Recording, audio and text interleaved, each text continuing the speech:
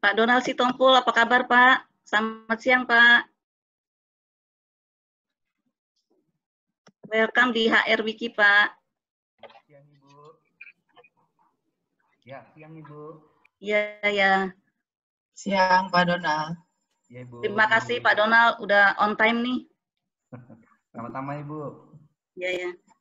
Pak Donald di industri apa ya Pak ya? Saya di konsultan pajak Ibu. Oh, wow. Keren. Tempat bertanya. Lagi banyak ini regulasi baru nih ya Pak ya? Iya, benar Ibu. Oke. Banyak relaksasi pajak dan undang-undang baru Ibu. Ya, dinamis banget ya pajak ya. Oke. Benar Ibu, benar. Selamat siang Mbak Dianovi, apa kabar? Selamat datang di HR Wiki Indonesia. Welcome to the HR Wiki Indonesia dengan sesi HR Share Services. Bu Maria, apa kabar Bu? Kayaknya lagi di jalan ya Bu ya? Iya betul Bu. Lagi OTW. Oke, hati-hati ya Bu ya. Semangat ya Bu ya. Bu Maria. Semangat. Semangat Pak Niki. Apa kabar Bu? Kabar baik. Sehat-sehat ya. Ya. Sehat, puji Tuhan. Ya, alhamdulillah. Pak Budi, apa kabar? Kangen nih dengar. Ya, dengar Bu. Oke. Thank you. Take care Bu. Pak Budi, apa kabar Pak Budi? Ibu Min juga sedang connect ya. Mudah-mudahan lancar koneksinya ke HR Wiki Indonesia. Pak Dedi Herdi Mulya, selamat datang.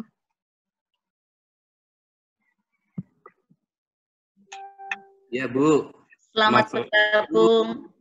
Terima kasih Bu. Masih setting Bu. Ya, di industri apa ya Pak ya Bapak? Saya di industri manufacturing Bu untuk packaging Bu. Oh oke. Terima kasih nih udah gabung. Surabaya ya. Oh di Surabaya. Ya. Surabaya masih zona merah Pak? Masih hitam Pak? Ini merah kayak hitam-hitaman apa campur biru saya jelas ini. Selamat datang, welcome to HR Wiki, Ibu Nur Alfiani. Apa kabar Bu? Alhamdulillah baik Bu. Bersyukur. Ibu di kabar? Alhamdulillah. Ibu di industri apa Bu? Saya di startup sebenarnya.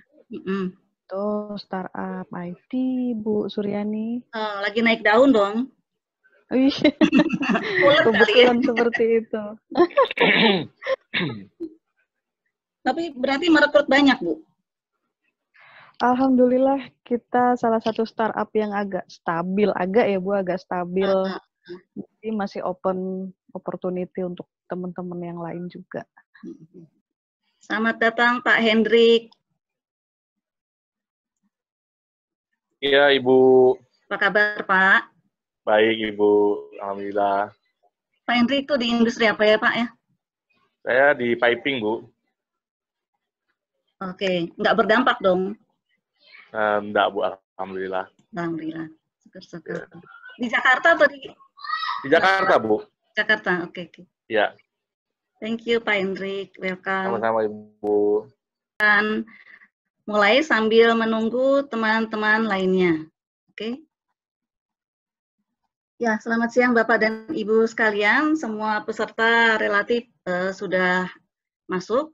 Kita bisa mulai acara kita. Selamat datang, selamat bergabung dalam online program yang dilakukan secara berseri oleh HR Wiki Indonesia. Hari ini topik yang akan dibahas adalah Trend in HR Share Services. Perkenalkan saya Suryani, panggil saja Ani. Saya akan bersama Bapak Ibu sekalian dalam 1,5 jam ke depan menjadi moderator acara ini. Acara virtual talk session ini terselenggara atas inisiatif dari HR Wiki Indonesia. Nah, sejenak kita akan mengetahui siapa sih HR Wiki Indonesia itu. Saya panggilkan founder dari HR Wiki Indonesia untuk menyampaikan sekilas info mengenai HR Wiki Indonesia. Kami persilakan kepada Pak Miki. Silakan Pak, waktu dan tempat. Terima kasih Bu Ani ya. Selamat siang teman-teman sekalian ya. Jadi kebanyakan memang yang ikut sesi siang ini itu dari member HRWiki ya. Terima kasih atas kesetiaannya tetap menjadi HRWiki ya. Jadi HRWiki dengan konsep kita dari member untuk member dan oleh member ya. Jadi ini pembicara-pembicara dari member kita, moderator juga dari member kita ya. Jadi kita tujuan awal ini sebenarnya itu menciptakan satu wadah untuk kita bisa saling sharing ya. Mungkin kita berapa yang udah kolonial, yang punya ilmu HR lebih tahu dulu, kita ingin sharing ke teman-teman kita semua di sini ya, baik yang baru bergabung di HR maupun yang mungkin berapa aspek dari HR belum tahu. Jadi kita bisa sharing di sini ya. Termasuk sharing untuk hari ini yaitu cukup keren ya, saya lihat trend in HR share service ya. Ini menurut saya itu satu topik yang agak spesifik dan luar biasa harus kita tahu ya, yang bisa dikaitkan dengan HR dengan service ya. Nanti kita tunggu pemateri dari Bu Lili, kita akan bisa dapat banyak ilmu dari sini. Mungkin karena waktu, saya kembalikan acaranya ke Bu Ani sebagai moderator. Terima kasih semuanya. Terima kasih Pak Miki. Jadi kita sekarang makin kenal ya dengan HRWiki Indonesia, dari kita buat kita. Nanti pastinya kita minta juga sumbangsi dari teman-teman yang juga pasti punya pakar di bidang masing-masing untuk saling berkontribusi memberikan sharing ilmunya kepada seluruh member. Oke, baiklah, sebelum memasuki acara utama, demi kenyamanan dan efektivitas acara, kami mohon kerjasama Bapak Ibu sekalian untuk sama-sama kita memperhatikan ketentuan acara ini. Yang pertama, mohon dengan sangat untuk membisukan mikrofonnya atau di mute mic-nya, tujuannya supaya tidak mengganggu fokus dari peserta lain ya. Kemudian kami menyarankan juga yang kedua untuk mengaktifkan video. Tujuannya apa? Kita memberikan apresiasi kepada pembicara ya. Tapi di sisi lain kalau memang dirasa kurang nyaman untuk menyalakan video, misalnya aduh kayaknya pakaiannya lagi nggak pas nih, atau ada aktivitas yang kayaknya kurang layak dilihat, boleh di off-kan videonya ya. Yang ketiga, kami sampaikan bahwa pertanyaan dapat Anda tulis, Anda ketik di chat room at any time. Jadi kalau selama narasumber menjelaskan, tiba-tiba teringat mau bertanya, jangan ditahan, takutnya nanti lu makan lupa ya. Jadi silakan diketik, pertanyaan akan dijawab saat akhir penjelasan dari narasumber. Oke. Yang keempat, sesi menjawab pertanyaan, moderator akan membacakan pertanyaan Anda yang ada di chat room. Saat yang bersamaan mohon videonya diaktifkan, mikrofonnya diaktifkan sehingga narasumber bisa menjawab dengan interaktif. Poin kelima, ketentuan kami yaitu ini kecil sih, hal yang kecil yang sepele, cuma saran aja. Bapak Ibu bisa menyiapkan air minum di depan Anda, mengingat sesi kita kan akan berlangsung 1,5 jam ya. Biasanya menurut pengalaman saya nih, saking kita fokus dan asiknya ikut acara online, terus kita mengabaikan minum, jadinya khawatir dehidrasi. Anda bisa siapkan 2 gelas air di depan Anda, bisa untuk menghindari dehidrasi. Yang terakhir, kami minta peserta untuk mengisi formulir evaluasi. Nanti kami sampaikan linknya di chat room. Kemudian yang terakhir sekali, kita akan foto bersama. Pas foto bersama, mohon dinyalakan videonya, supaya kita bisa saling memberikan support satu sama lagi. Oke, sekarang kita akan masuk ke sesi utama topik ini, yaitu Trend in HR Shared Services, yang akan dibawakan oleh pembicara kita, seorang pakar bidang Human Capital. Memiliki pengalaman memimpin bidang Human Capital di berbagai jenis perusahaan, dari sektor manufacture sampai ke banking. Beliau juga mendalami ilmu lain seperti continuous improvement dengan segala sertifikasi dan levelnya, yang membuat kompetensi human capital yang dimilikinya sifatnya lebih strategik, komprehensif, dan integrated dengan ilmu-ilmu lain. Baiklah, kita akan eksplor lagi dengan mendengarkan penjelasan beliau. Kami beri waktu dan tempat kepada Ibu Lili Johan untuk mulai menjelaskannya, Bu. Silakan Ibu Lili. Oke. Selamat siang semuanya. Terima kasih Bu Ani, terima kasih Pak Miki untuk kesempatannya. Tadi udah diperkenalkan, saya Lili ya. Saya nanti di dalam slide-nya juga ada. Mungkin Pak Miki bisa langsung kita ke slide berikutnya di slide-nya. Jadi saya Lili, sekarang saya sebagai Human Capital Services Division Head di OCBC NISP Bank di Casablanca. Jadi secara total sih sebenarnya kerjanya saya kalau di bank 24 tahun. Jadi hampir 19 tahun lah ya di HR gitu kan. Sisanya sih banyak posisi-posisi lain yang pernah saya geluti lah. Mulai dari bisnis, operation, finance juga saya pernah ya. Di pharmaceutical dan tekstil juga saya pernah di produksi juga. Jadi cukup familiar lah dengan manufacturing. Tadi juga udah disebutin bahwa memang quality improvement itu nyambung banget sama posisinya. Nah, saya dan sebelumnya juga saya di planning development, kaitannya sama policy dan lain-lain, itu juga sangat nyambung. Sehingga kenapa saya menambah di quality improvement. Kalau coaching, karena dunia HR nggak lepas dari coaching, dimanapun pasti akan dibutuhkan coaching. Dan kemudian saya juga memiliki komunitas Points of View Indonesia, dan di situ juga saya banyak men-sharingkan coaching group di virtual, apalagi dengan kondisi sekarang ya, kita berbagi itu bisa memperkaya diri kita. Hobi mungkin hanya sekilas aja, jadi yang atas sama yang di bawah kayak yang di atas senang sport, yang paling bawah suka makan, jadi itu hanya untuk membalance aja antara olahraga dan makan. Sisanya ya nonton TV, nonton film, traveling itu hobinya saya. Jadi kalau di IG ya kalau nggak jalan-jalan, olahraga ya makanan lah, kurang lebih seperti itu. Intermezzo aja. Oke, kita mungkin bisa masuk ke sesi utamanya. Nah, sebelum kita tadi kan udah diingatkan juga sama Bu Ani ya bahwa kita harus kita memberikan respect kepada satu sama yang lain. Jadi tolong mute, kalau memang mau bertanya nanti silakan open, dan anytime teman-teman bisa drop pertanyaan. Dan belum mulai tadi udah ada pertanyaan Bu Ani. Luar biasa. Lupa ya. Ya. Terima kasih. Mantap Bu, makanya topiknya menarik Bu. Topiknya menarik jadi. Oke. Terima kasih untuk pertanyaannya. Oke, next-nya Pak Miki, please. Jadi objektifnya kita sebenarnya di sini kita mau share, discuss, dan pasti yang saya dapat ini kan memang apa yang saya pelajari dan memang alami. Jadi teman-teman juga mungkin di sini kalau memangnya punya mau sharing juga untuk menambahkan, feel free ya untuk menambahkan. Karena namanya HR share service trend ini menarik banget gitu kan. Jadi sebenarnya poin yang hari ini kita mau bahas itu ada 6. Kita akan ngomongin sales services, ngomongin first and single point of contact, itu apa nanti di belakang kita mau bahas juga. Kemudian juga integrated services, leveraging advanced technology. Di sini nanti tadi juga ada teman-teman startup bisa nambahin juga tuh pengalamannya gitu kan. Data dan analitik ini mainannya startup, analitik gitu kan.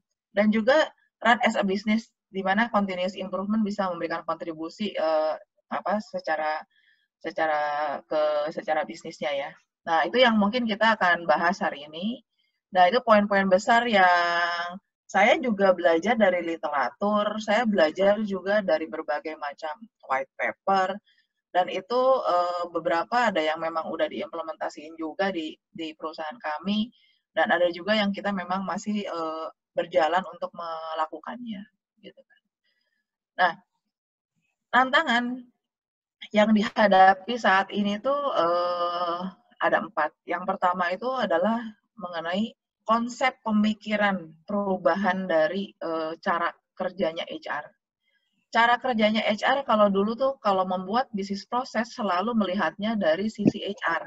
Bagaimana memudahkan kita sebagai administrator untuk bisa membuat kita nyaman. Sekarang berubah. sekarang berubah. Proses kenyamanan itu bukan dari sisinya HR sebagai admin, tapi melihat kenyamanan dari si employee. Karena di sini banyak sekali pengaruhnya bahwa pergeseran angkatan kerja, pergeseran digitalisasi, kemudian juga mulai transparansi untuk bisa memberikan satisfaction untuk experience. Mungkin teman-teman di kayak tadi di startup udah biasa nih bicara ngomongin dari customer centric ini. Jadi HR ini udah berubah. Kita melihatnya nggak hanya dari sisinya kita, tapi kita melihat selalu dari sisi employee. Ya. Tantangan berikutnya terkait sama teknologi. Banyak neoteknologi yang harusnya bisa dikembangkan, yang harusnya bisa ditiru, dan itu bisa membuat kita lebih efektif, bisa juga bisa membuat menyelaraskan kebutuhan HR operation dan mendukung yang tadi, employee centric tadi. Dan ini benar-benar mengubah cara kerjanya kita. Yang tadinya kita tidak mau. Mungkin kita bisa tahu, bisa berkaca dengan COVID-19 ini. Mungkin ada beberapa dari kita nggak biasa dengan Zoom. Zoom itu apa nggak tahu gitu kan. Tapi dengan si COVID-19 ini, Zoom itu dianggap satu teknologi yang bisa menjembatani kita, apalagi dunia HR. Itu bisa dengan training, bisa dengan berkoordinasi. Kalau misalkan teman-teman pakai juga Microsoft Teams itu memudahkan kita untuk berkoordinasi dengan cara kerja virtual saat ini. Nah, itu yang tantangan saat ini buat kita. Dan kemudian berikutnya adalah status integrasi workforce integration. Jadi ini ngomongin mengenai status ketenagakerjaan. Status ketenagakerjaan saat ini kan sudah mulai shifting banyak, ada yang outsource, ada yang kontrak gitu kan. Tapi sekarang dilihat bahwa apalagi dengan COVID-19 banyak work from home, ini udah mulai nih kedengaran sentilan-sentilan bahwa memungkinkan nggak posisi-posisi tertentu yang memangnya posisi yang bukan hanya clerical, tapi posisi-posisi yang punya keahlian khusus atau manajerial, itu memungkinkan nggak untuk di outsource atau dikontrak. Karena kalau di negara lain mungkin udah memungkinkan. Kayak misalkan saya punya grup di Singapura, grupnya saya, grup bank kan ada dari Singapura, itu mereka sudah mencoba untuk melihat ke arah situ. Tapi kalau di kita mungkin masih memang dikoridorin dengan undang-undang ketenagakerjaan yang kita mesti lihat lagi lebih dalam secara ketenagakerjaan kemungkinan seperti apa. Jadi ini benar-benar udah mulai tantangan-tantangan ini mulai mempengaruhi cara kerjanya kita. Berikutnya, bicara ngomongin HR operation yang tadinya cuma transaction based, ini sudah melihat bahwa tantangan ke depannya bukan hanya transaction based, tapi teman-teman di HR operation itu mulai melihat dari data yang ditransaksikan, bisa melihat menjadi knowledge base, bisa dipelajari untuk didalami. Kira-kira fokus untuk efektivitas biaya itu dari mana? Kemudian value creation apa? Added value apa yang bisa kita kasih untuk perusahaan? Dan kemudian ngomongin tadi employee centric, sebenarnya dengan data tersebut kita bisa memberikan hal yang memang bisa berdampak untuk employee-nya lebih besar karena kita melihat menganalisa dari data. Jadi bukan hanya transaction aja, tapi mencoba melihat dari meaning datanya tersebut akan diapakan, gitu. Nah kemudian teman-teman bisa googling nama Frank Rubrock, itu dia juga di LinkedIn banyak sekali mendrop. Saya juga banyak belajar dari dia mengenai HR services ini. Jadi dia bilang, yang namanya HR services operation bukan hanya sekarang sebagai operation, tapi bisa menjadi critical part untuk kesuksesan organisasi kita saat ini. Luar biasa kan perubahannya. Nah, yang harus dilakukan sekarang berarti HR function itu mesti apa katanya facelift, mesti ganti wajah gitu kan. Ganti wajah, Kalau di sini kan didandani, disuntik apa, tapi kita nggak usah seperti itulah ya. Nah, kita mesti facelift untuk bisa memberikan dan mendekatkan gap-nya kita dengan current business requirement. Karena yang tadi dibilang, tantangannya berbeda. Requirement-nya pasti berbeda juga, gitu kan. Yang tadinya kita HR-centric, selalu berbilang HR-centric, kita sekarang mulai ngomongin employee-centric.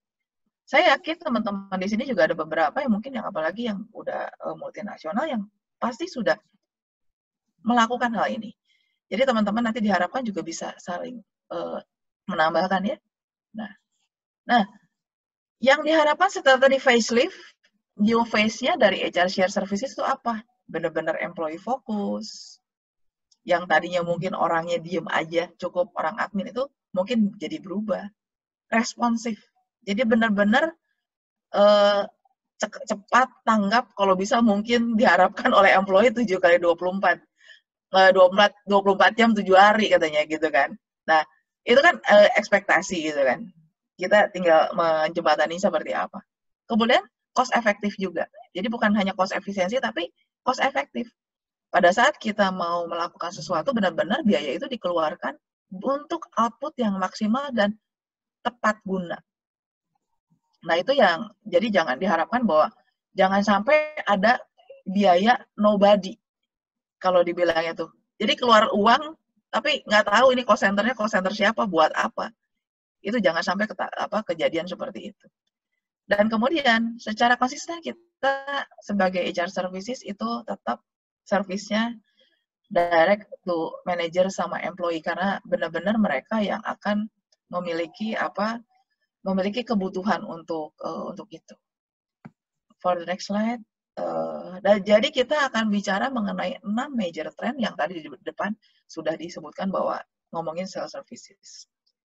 Nah, di sini sales services udah bukan hanya ngomongin hanya tentang klaim atau misalkan tentang yang berbau-bau operasional, tapi kita udah ngomongin mengenai sales services ini diharapkan mulai dari orang pertama kali masuk, orang di dalam, sampai orang resign, retire. Itu juga mengalami bahwa semua mempergunakan sales services. Jadi, kalau di sini yang bullet pertama itu ada orang pertama kali masuk, mungkin dari pertama kali mereka mencari lowongan, dia dropping CV, itu sudah sales services semua.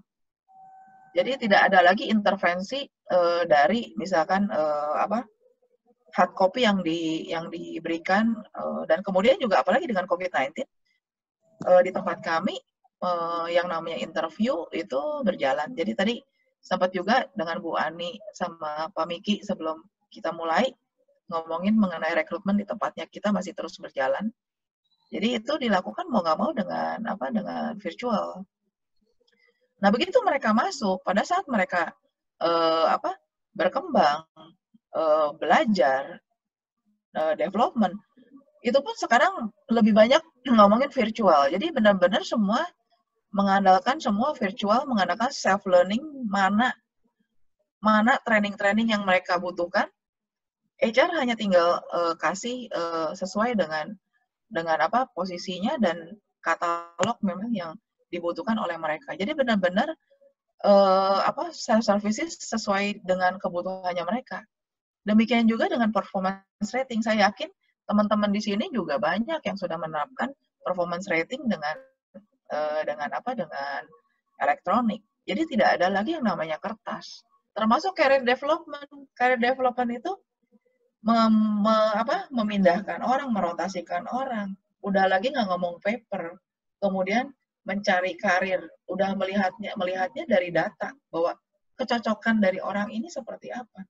Jadi benar-benar basisnya semua dari data. Sales services yang mereka lakukan untuk misalkan mereka ingin melihat bahwa ada posisi lain nggak di tempat, di organisasi ini. Mungkin mereka juga bisa lihat lowongan internal yang mereka bisa apply, gitu kan.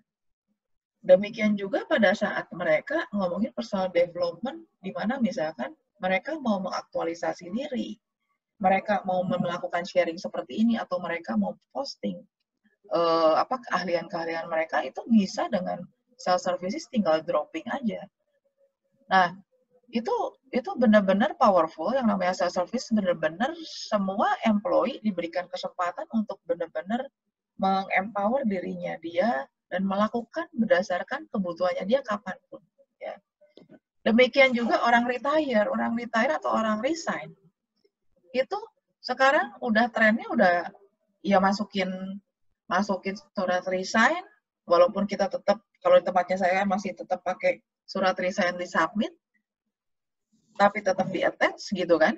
Dan itu diproses dan dikonfirmasi, dicek juga, misalkan alat kerjanya semua. Nanti begitu di termination, begitu ditutup di sistemnya, itu semua aksesnya juga ketutup. Nah, hal seperti itu udah benar-benar mereka input sekarang, jadi kita udah tahu juga data orang resign itu setiap hari itu mungkin bisa berubah juga gitu kan. Nah, itu yang diharapkan yang tren self services sekarang. Jadi arahnya ke arah situ ya namanya. Sehingga desain dari aplikasi atau desain dari sistem itu benar-benar ngomongin semua udah self services, udah nggak ngomongin lagi paper based yang di input gitu kan ya. Jadi kebayang ini benar-benar saya punya pengalaman juga pada saat pertama kali menerapkan self services itu nggak mudah juga. Ada culture shock, seperti istilahnya penyesuaian dengan aduh kenapa sih gue mesti input sendiri, saya lebih nyaman nih input pakai kertas gitu kan. Kayaknya kelihatan gitu kan kalau kertas itu nantinya diterima, padahal kan di sistem juga sama aja. Itu kan bicara mengenai kebiasaan yang mungkin bisa dirubah. Nah, ini kadang-kadang saya suka cerita sama teman-teman pada saat sosialisasi untuk di belakang juga saya ada cerita sosialisasi. Jadi kadang-kadang kita harus bilang bahwa kamu ini kayak orang purbakala yang itu ada gambarnya, teman-teman juga bisa Google. Ada bentuknya mobil kayak Flintstone gitu yang batu. Rodanya kotak gitu kan. Nah, satu sisi temannya di sebelahnya mau ngasih roda yang bulat. Lu ganti dong roda yang bulat ini biar lebih cepat jalannya. Tetep nggak mau. Saya nggak ada waktu untuk merubah. Nah, itu kadang-kadang saya pada saat mencoba merubah mindsetnya mereka, saya analogikan dengan seperti itu. Ini kita merubah tuh untuk kita biar sama-sama lebih kayak HR-nya juga berubahnya kan lebih ke strategis, bukan lagi administrasi. Nah, yang kedua ini adalah first and single point of contact. Employee ini sekarang maunya cuma satu kontak. Saya nggak mau macam-macam deh. Kadang-kadang kalau udah perusahaan yang cukup besar, yang ngurusin BPJS siapa, rekrutmen siapa, training siapa, itu tuh kan mix up semua kan. Karyawan masa sih mesti ngapalin gitu loh. Si A, si B, si C. Nah, first and single point contact ini dibuat seperti kita meniru seperti help desk, seperti call center. Jadi karyawan hanya cukup drop di situ dan yang sibuk pasti di belakang gitu kan. Dia yang akan patching ke belakang, melempar ke belakang bahwa oh ini bagiannya si A.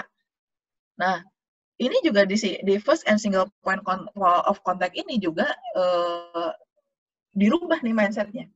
Yang tadinya mungkin administrasi kan kapan aja juga bisa dikerjain, karyawan juga nggak tahu kok gitu kan. Nah, di sini udah mulai ngomongin mengenai service level agreement. Jadi si HR sendiri juga yang namanya orang operation itu dipacu untuk bisa memberikan service berdasarkan si SLA-nya tadi, karena akan makin transparan, employee akan tahu. Dan employee juga menuntut untuk kapan pertanyaan saya bisa dijawab, kapan permintaan saya bisa diselesaikan. Itu trennya sekarang ke arah sana. Nah, yang berikutnya kalau misalkan kita memang udah tadi kita mau self services, kita juga mau single point of contact, yang pasti service-nya itu mesti terintegrasi. Yang harus dilakukan adalah ngomongin mengenai HR solution-nya. Dan satu lagi mungkin Pak Miki dikeluarin aja si slide-nya. Ya. Jadi HR solution ini yang dituntut untuk mengintegrasikan. Jadi mungkin agak menjawab yang tadi. Kalau tadi kan pertanyaannya bahwa gimana caranya kita mengintegrasikan service yang tadi.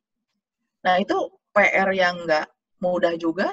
Ya teman-teman juga mesti bisa melihat bahwa proses per proses dengan fokus ke employee itu bagaimana memetakannya, gitu kan. Dan ini bisa saling terkait. Contohnya kalau tadi dari awal sampai akhir, contohnya misalkan kompetensi saja. Dari awal, yang namanya kompetensi di rekrutmen, itu mesti nyambung ke kompetensinya training, ke kompetensinya yang lain-lain. Itu mesti nyambung terus, gitu kan. Nggak bisa putus, gitu kan. Dan di sini ngomongin HR solution, ngomongin mengenai proses improvement, yang tadi HR centric, yang ngomongin mengenai complete transaction services juga, bukan hanya ngomongin satu posisi, bukan hanya ngomongin administrasi, tapi solusi secara keseluruhan, gitu kan. Kita mau menjembatani seperti apa. Termasuk di dalamnya ngomongin mengenai analitik, data analitik.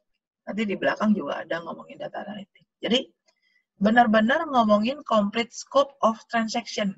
Jadi nggak sepotong-potong, nggak sepotong-sepotong. Dan ini berpengaruh juga, kayak di tempatnya kita tuh, kita juga pernah tough juga melakukan, jadi dulu tuh sistem HR-nya tuh kepisah-pisah, karena kan kita cabangnya cukup banyak, kemudian kotanya juga cukup banyak, jadi HR-nya tuh terpisah-pisah, dan ya untungnya kita sudah melakukan dalam beberapa 8 tahun yang lalu lah ya, kita 10 tahun yang lalu kita melakukan bahwa proses ini bertahap untuk disentralisasi. Nah, dengan kita mau membuat complete scope of transaction, begitu kita dari yang scattered tadi, kita jadikan satu, itu cukup tough sih, karena ada beberapa behavior proses yang mungkin berbeda di cabang-cabang hub-hubnya. Nah, ini juga tantangan nih untuk mengintegrasikan. Jadi, pada saat saya mencoba untuk mengintegrasikan ini, hanya ada satu point of contact mengenai HR HRIS-nya kita, information system-nya kita, bahwa semua di-pooling di kantor pusat. Jadi pengembangan sistem, pengembangan flow proses, itu decentralized. Dan kita tentukan proses yang standar untuk dilakukan di semua daerah itu seperti apa. Gitu. Dan kemudian si orang yang satu tadi untuk mengintegrasikan service tadi secara sistemnya, itu yang akan engage, yang akan berkoordinasi dengan IT. Jadi orangnya bukan murni orang HR, jadi separuh HR, separuh orang IT. Jadi dia yang akan berdiskusi dengan orang IT untuk bisa membuat integrated HR solution dan memberikan benar-benar complete scope of transaction-nya. Ya. Jadi integrated system ini saya udah punya empat di organisasi saya, udah punya 4 kejadian. Satu, pertama kali kita bikin sistem sendiri untuk bisa bikin integrasi, dan dianggap belum sempurna, saya beli sistem yang jadi. Beli sistem yang jadi juga ada tantangan sendiri, karena nggak semua sistem yang kita beli itu bisa menghadapi kemauannya kita, dan akhirnya kita melakukan kustomisasi penambahan add-on program-program yang memang kita butuhkan. Dan begitu kita mau upgrade version, PR lagi, karena kalau kustomisasinya terlalu banyak, ini akan membuat PR kita seperti memulai lagi project dari awal. Dan kemudian pada saat kita mau mengembangkan lagi untuk membeli produk baru, kita belum mendapatkan prioritas, akhirnya kita mengembangkan kembali tambahan-tambahannya dengan kita build-in sendiri, gitu kan. Dengan sudah mulai pendekatan benar-benar help desk, services, itu udah mulai ditanam di situ. Nah, sekarang saya masih ongoing untuk kembali ke sistem yang saya beli secara services, gitu kan. dan ini berbasis teknologinya dengan cloud. Ya, mungkin di next-nya bisa saya cerita juga bahwa kenapa sih saya harus berubah, organisasi saya harus berubah ke teknologi yang terakhir yang kita pilih adalah cloud. Karena ngomongin teknologi, sekarang itu semua yang diharapkan, apalagi dengan COVID-19, saya masih bersyukur kalau organisasi saya sudah menyiapkan dari awal-awal, sehingga pada saat COVID-19 ini terjadi, beberapa pekerjaan itu dapat dijembatani. Ya. Diharapkan semua yang dilakukan adalah dengan mobile. Jadi benar-benar semua orang kapanpun mau melakukan transaksi, itu bisa dilakukan kapanpun. Istilahnya kalau misalkan memangnya mau cari informasi pun, kapanpun itu udah di tangannya dia. Nah, kalau mau kayak begitu, teknologinya adalah sekarang teknologi berbasis cloud. Nah, teknologi berbasis cloud ini juga untuk saya di perbankan itu nggak mudah.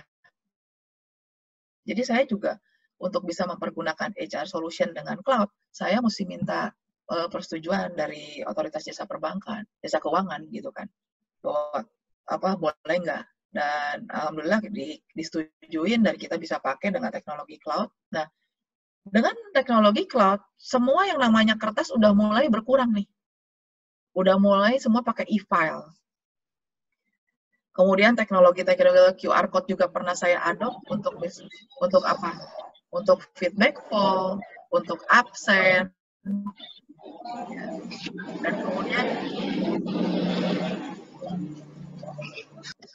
dan kemudian juga untuk VR.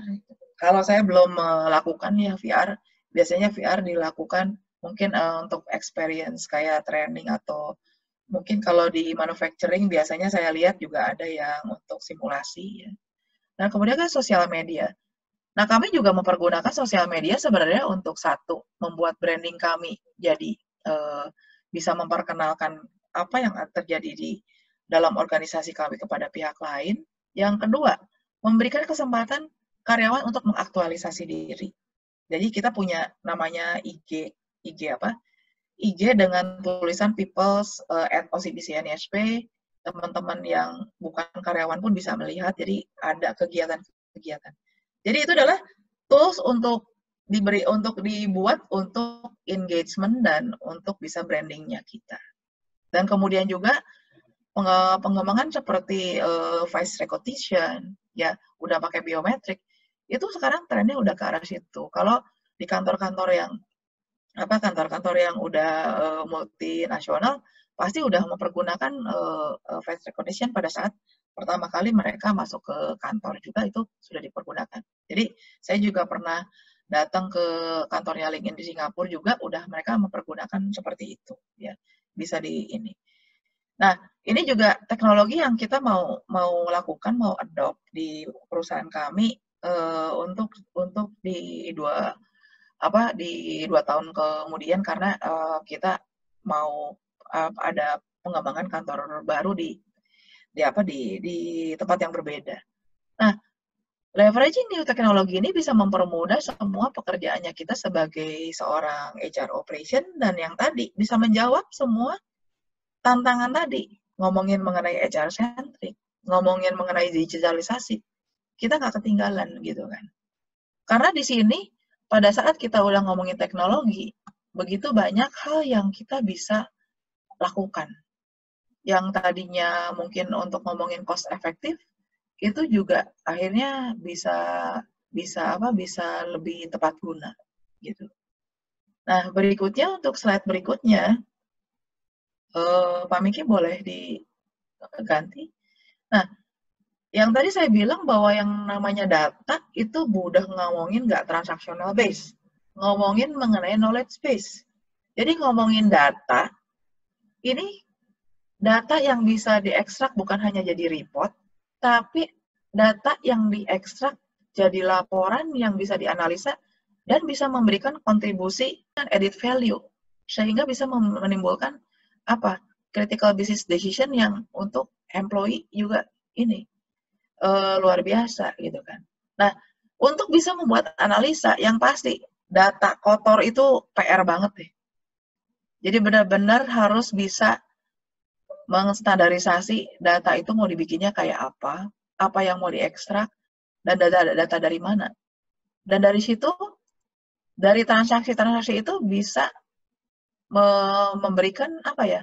Memberikan satu insight gitu kan. Kayak misalkan saya bisa melihat, karena gini, di tim saya tuh semua ngomongin bulanan, pasti dia akan come up dengan dashboard, dengan laporan.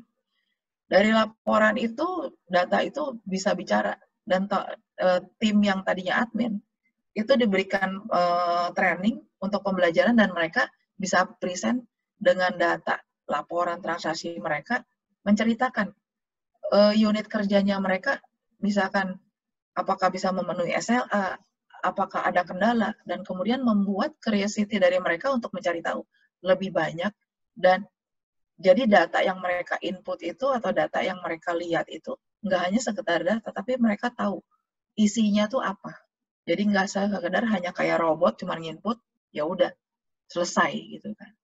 Dan ini juga bisa memberikan business decision pada saat kita tahu, saat sekarang itu orang banyak yang telat gitu loh. Banyak yang telat kenapa? Ngelihat dari data kan berarti dari absensinya telat. Dan setelah dilihat, kita menggunakan teknologi juga untuk minta feedback. Kenapa telat? Setelah dianalisa, ternyata mereka itu kan, apalagi Jakarta, macet dan lain-lain, akhirnya kita membuat keputusan dari data tersebut untuk bisa menerapkan flexible hour, dan waktunya pun berdasarkan ngelihat dari data tersebut. Demikian juga dengan data-data yang terkait dengan benefit. Kita ngelihat, kok kita udah kasih benefit menurut kita bagus, tetapi kenapa ya karyawan tuh nggak mau gunain gitu kan. Setelah dilihat lagi, ternyata apa yang benefit yang kita berikan itu ternyata nggak tepat guna, bukan itu benefit yang dia mau. Apalagi misalkan dengan pergerakan generasi Gen Y yang sekarang, mungkin itu udah nggak, apa sih itu benefit apa, nggak akan meng-engage saya kok gitu kan. Nah, hal itu sebenarnya ngomongnya semua dari data, nggak hanya intuisi gitu kan. Nah, kita juga membaca kayak white paper atau apa, bukan berarti untuk diimplementasikan semuanya, karena belum tentu bisa matching dengan organisasinya kita. Jadi kalau misalkan kita mendengarkan sesuatu, kita melihat lagi ke dalam, apakah cocok untuk organisasinya kita. Nah, pembuktiannya dengan data, dengan analisa, dimatchingkan dengan trennya. Oke, enggak gitu kan. Nah, itu yang menurut saya ya, untuk data dan analitik. Dan ini juga melatih teman-teman itu benar-benar mempergunakan yang namanya Excel itu, bukan hanya untuk sebagai input bikin tabel, tapi benar-benar bisa mempergunakan powerful-nya Excel seperti apa. Ya. Dan yang berikutnya adalah kita berpikirnya bahwa HR operation itu udah ngomongin ngeran bisnis, bahwa kita adalah business owner yang gimana caranya ngomongin budget HR itu mesti nggak naik, tapi kita bisa tetap produktif gitu kan. Jadi di sini juga yang perlu dilakukan adalah benar-benar yang tadi dashboard itu bagi saya membantu sekali ya, mengguide saya untuk bisa tahu sebenarnya masalahnya di mana. Dan anak-anak juga, timnya saya juga bisa ngerti. Oh iya Bu, saya saat ini melakukan di helpdesk itu ternyata tetap karyawan nggak happy karena responnya saya untuk bisa sesuai SLA itu nggak bagus. Dan itu juga mengencourage mereka untuk meningkatin produktivitas. Jadi saya pernah di level untuk merespon sesuai SLA itu hanya 60%. Dalam kurun nggak sampai 1 tahun, itu bisa menaikkan jadi 80%. Dan sekarang consistently 90%, karena kita memantau dengan dashboard. Dan kita bisa tahu needs-nya employee bertanyanya di mana sih gitu kan. Kalau needs-nya employee banyaknya bertanyanya di kebijakan. Ada yang salah berarti pada saat kita menerapkan sosialisasi kebijakan. Apakah bahasa komunikasinya kita di kebijakan itu sulit dimengerti mereka? Sehingga itu adalah caranya kita untuk merubah cara komunikasinya kita untuk ke karyawan. Itu powerful banget deh, teman-teman, untuk yang namanya dashboard itu kita bisa gali banyak banget. Nah, saya juga di tempatnya kami itu punya housing loan, gitu kan. Pernah satu titik housing loan tuh nggak dipakai sama employee. Kenapa? Padahal bunganya tuh jauh di bawah bunga rata-rata rata-rata yang diberikan, gitu kan. Kenapa masih juga minta ke bank lain atau minta juga ke perusahaan kami yang pakai jalur umum? Setelah kita lihat, ternyata mereka itu nggak match dengan kebutuhan yang saat ini. Ternyata rumahnya itu kan sekarang udah melonjak jauh. Ternyata plafon yang diberikan itu nggak cukup. Jadi mau nggak mau mereka mengajukan kembali. Akhirnya kita dengan data tersebut kita review balik.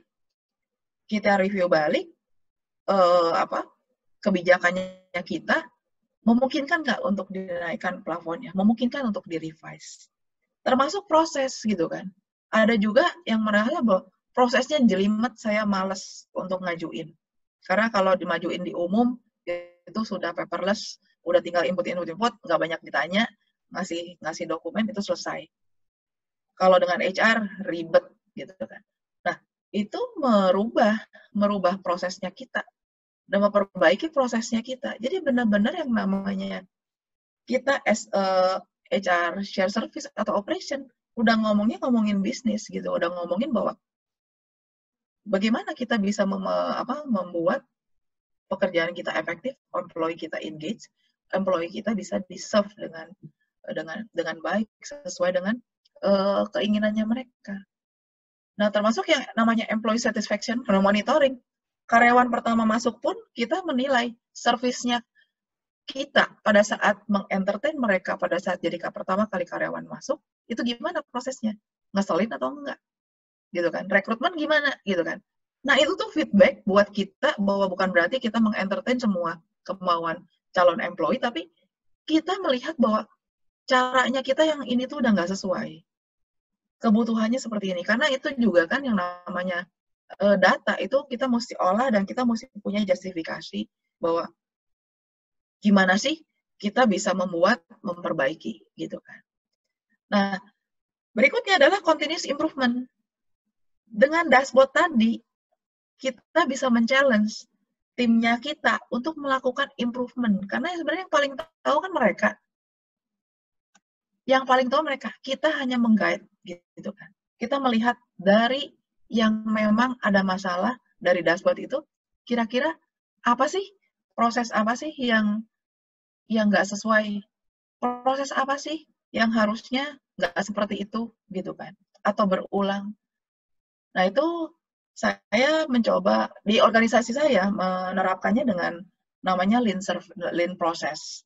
Jadi, Six Sigma punya metodologi.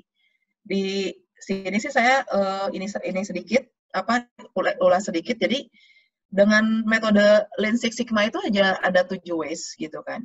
Jadi ngomongin transportation, kita juga ngelihat. Nah, ide-ide misalkan self services pertama kali pada saat kita mengembangkan secara bukan beli sistem, tapi di internally kita bikin sistem. Kita melihat bahwa kenapa sih data itu selalu backdated gitu kan. Data mutasi, data itu selalu backdated. Ada juga data resign, kok udah resign orangnya baru dikasih gitu kan.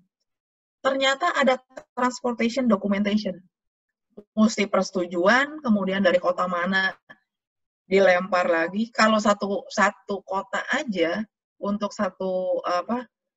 tidak satu kantor, dia butuh transportation-nya tuh berapa banyak. Bahwa dipindah tangankannya tuh berapa banyak.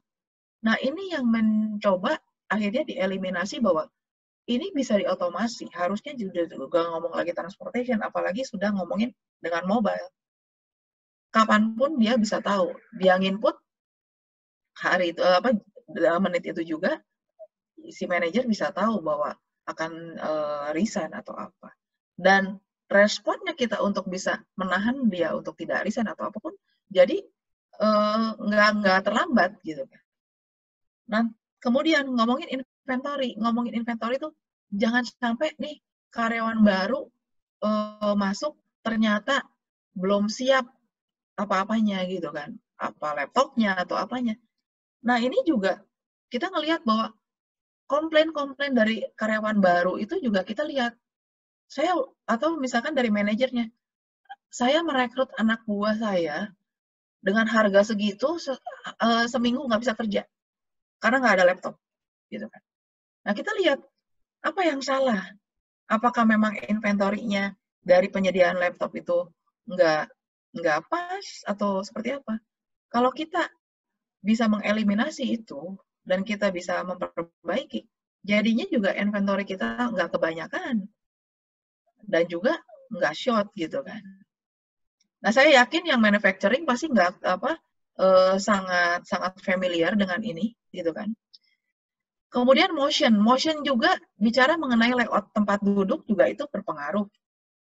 Atau motion tempat tempat kerjanya kita. Karena begitu kita menganalisa satu pekerjaan, kenapa istilahnya begitu ngomongin SLA-nya cuma harus 2 hari, nggak bisa Bu, nggak bisa 2 hari.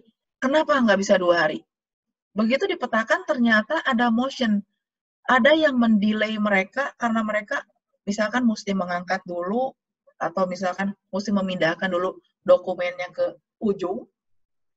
Sebenarnya kan prosesnya misalkan dari si A ke si B. Si A-nya duduk di ujung depan, si B-nya di ujung belakang gitu kan. Nah, ini sebenarnya kita bisa perbaiki yang tidak terkait dengan sistem. Sebenarnya tempat duduknya kita bisa atur sehingga tidak ada motion. Atau misalkan kalau misalkan di manufacturing itu biasanya dengan istilah Kanban itu kan. Itu kita adopt juga gitu kan. Nah, ini kalau ngomongin Lean Six Sigma nggak cukup sebentar, mesti panjang banget Bu Ani. Jadi saya highlight aja. Nah, kemudian juga waiting. Apa yang membuat delay tadi SLA tadi nggak bisa cepat? Oh, ternyata saya nggak bisa ngerjain Bu. Mesti ada waktu tunggu karena mereka mesti mengerjakan dulu seperti ini. Berarti ada hal yang mesti misalkan ditambah. Yang inputnya ini pada saat menginput pertama kali itu mesti ditambah sehingga pada saat proses berikutnya itu tidak ada waiting time. Atau mungkin over processing. Karena kita orang HR kebiasaan semua mesti approval. Sebenarnya approval-nya buat apa sih? Checkingnya buat apa sih? Nah, itu kita balik lagi, assess lagi. Perlu nggak sih kita melakukan proses itu? Kalau nggak perlu, kita bisa eliminasi. Kita bisa lakukan bahwa yang ini nggak usah. Karena secara kebijakan dan secara checklist-nya udah memenuhi. Ngapain kita mesti checking satu-satu lagi, gitu kan? Gimana caranya kita untuk membuat lebih aware bahwa ini sudah sesuai dengan aturannya. Bisa dijembatani, banyak tools yang bisa dipergunakan. Dari Excel pun sebenarnya bisa dipergunakan bagaimana membuat checklist dan membuat tanda bahwa orang ini dengan formula bahwa orang ini misalkan pengajuan itu sudah sesuai dengan peraturannya. Sehingga tidak begitu banyak pengulangan proses. Nah, kemudian yang berikutnya overproduction dan defect. Ya, ini lebih ke arah jangan sampai kita melakukan sesuatu yang nggak dibutuhkan gitu kan. Atau defect, dimintanya apa, keluarnya apa. Nah, biasanya kalau 7 ways ini untuk yang overproduction sama defect itu di production kerasa banget ya. Dulu juga di tempatnya saya di manufacturing juga berasa banget. Jadi benar-benar yang namanya planningnya untuk produksi itu benar-benar dipantengin gitu. Nah, ini kurang lebih pendekatannya. Jadi next slide-nya Pak Miki. Next apa sih yang mesti dilakukan? Sebenarnya kan tinggal choice aja. Kita udah tahu trennya, kita udah tahu kebutuhannya seperti apa. Kita tinggal pilih kok, kita mau tetap sama atau perlu berubah. Itu balik lagi ke organisasinya mau dibawa kemana. Dan yang perlu teman-teman sadari pada saat mau berubah itu harus dirubah juga mindset-nya.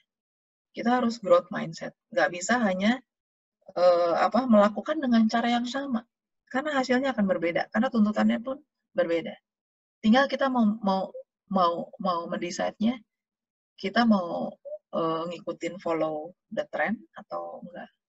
Seperti itu.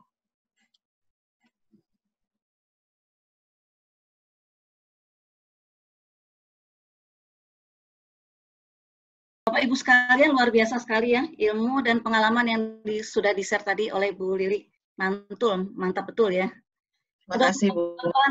Ya, udah untuk satu guru lebih baik dari 100 buku. Artinya betapa beruntungnya ya kita hadir hari ini mendapatkan inti dari ilmu dan pengalamannya Bu Lili tentang self-service, first and single point of contact, leveraging advanced technology, data analytic, dan continuous, dapat bonus ya, continuous improvement-nya ditambah lagi tuh sama Bu Lili ya. Karena kalau ngomongin operation nggak akan lepas dari situ sih, Bu. Ini kayaknya kuliah 1 semester ya, Bu ya. Oke. Bu Lili, kita ke pertanyaan selanjutnya, nanti bisa kembali ke Pak Ramanda ya. Iya. Oke. Dari Bu Mirsa Diah Novianti, biasanya ditampilkan dalam HR dashboard apa saja? Seperti apa saja? Oke. Kalau di tempatnya kami, HR dashboard-nya biasanya kalau untuk ke level manajerial atau level director-nya tuh yang pasti turnover itu kita munculkan. Karena kita punya indikator untuk resiko. Jadi kita punya istilahnya kayak lampu merah, kuning, hijau. Kita punya indikator kalau misalkan turnover kita udah sampai segini, itu jadi ada early warning buat si HRBP atau misalkan manajer, ini kita ngelihat kenapa turnover kita seperti ini. Jadi ada dashboard tersebut nanti akan ya. Dengaran suara saya, Bu? Ya, dengar. Boleh, Pak. Wah, ini mungkin jaringan internetnya nih, Bu, bermasalah. Oke. Karena gini, Bu, saya tertarik sekali karena kebetulan saya sedang dari perusahaan tuh mengulik-ngulik metode kompetensi yang sekarang ini kita itu sedang samakan dengan penggunaan standar kompetensi yang digunakan oleh pemetaannya pemerintah ya. Pemerintah itu kan menggunakan metode RMCS kalau saya nggak salah ya, Regional Model Kompetensi Standar. Ya ada satu kalau model occupational itu sekarang yang kita gunakan adalah yang Ibu Lili sampaikan itu sangat mirip dengan potensi revolusi industri 4.0, Bu. Hampir sama, tapi kan ada 10 ya. Ada kekurangan seperti flexibility sama adaptability. Itu kita petakan memang menurut kita kompetensi yang paling cocok, yang standar yang bisa digunakan sekarang, minimal adalah 10 kompetensi industri yang 4.0 tadi gitu. Makanya saya tertarik ngejar ke Ibu masalah yang pemetaan tadi gitu.